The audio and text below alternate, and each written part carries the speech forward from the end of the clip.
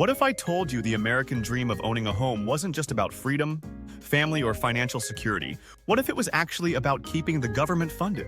Because behind every white picket fence is a mortgage, and behind every mortgage is a bond, and behind those bonds is the lifeblood of U.S. government spending.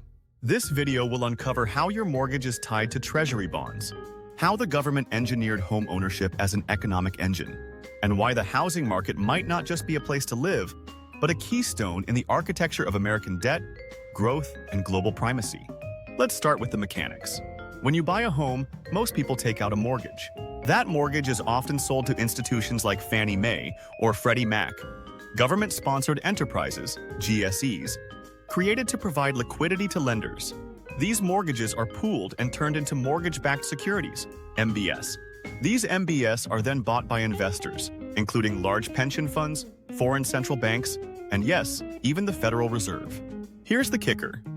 These mortgage-backed securities are considered high-quality collateral, and they play a critical role in the broader financial system. They back repurchase agreements, they are accepted in interbank lending, and most importantly, they support the value of U.S. Treasury bonds.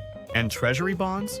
Those are the debt instruments the government sells to raise money to fund itself. A strategic vision. So how did we get here?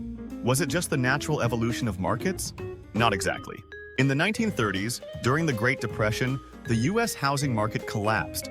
In response, President Franklin D. Roosevelt established institutions like the Federal Housing Administration, FHA, and later, during World War II and post-war recovery, the GI Bill promoted mass homeownership.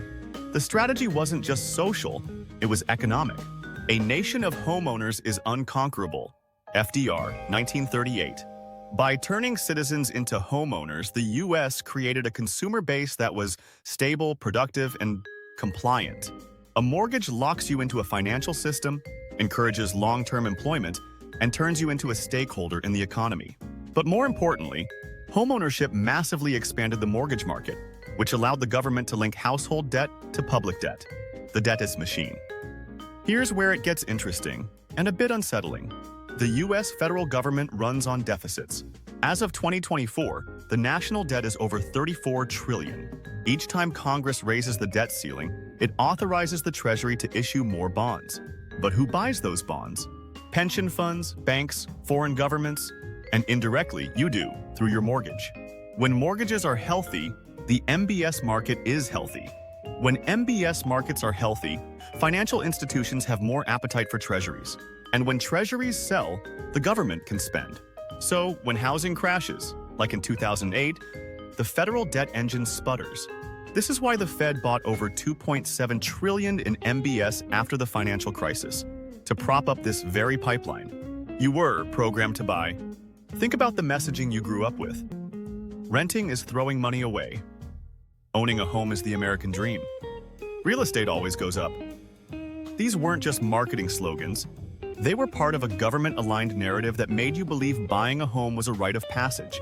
The Department of Housing and Urban Development, HUD, Fannie Mae, Freddie Mac, and even public education reinforced this idea, not only because it was good for you, but because it was necessary for the system to work. It turned you into a cog in a macro financial machine, one where your personal debt supports national debt.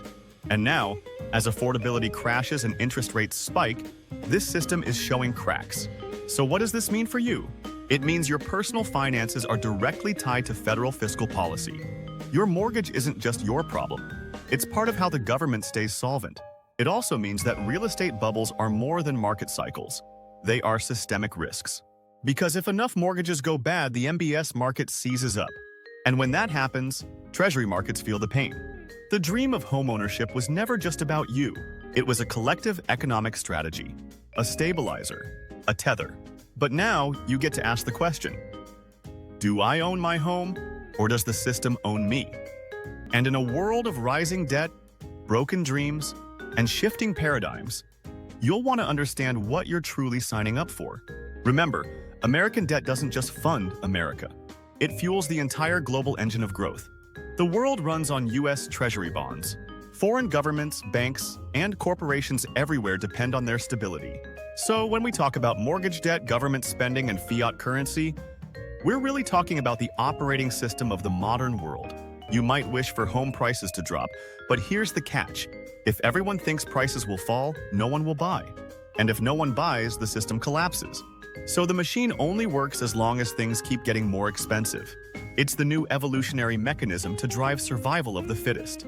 The only way out is through. The system is built on ever-expanding debt, backed by fiat money, printed into existence, backed by assets. And in that reality, inflation isn't a bug. It's a feature. It's the feature that forces growth. But it's important to protect yourself. Hedge against the erosion of your purchasing power. Understand what you're inside of. Because when the house is the foundation of the world economy, you'd better make sure yours is on solid ground. And if it's not, find something that is. If you found this eye-opening, hit like and subscribe. We dive deep into the invisible architecture of our economy, because understanding the system is the first step toward changing your place in it. Leave a comment below. What does the American dream mean to you now? Subscribe to unsubscribe from mediocrity.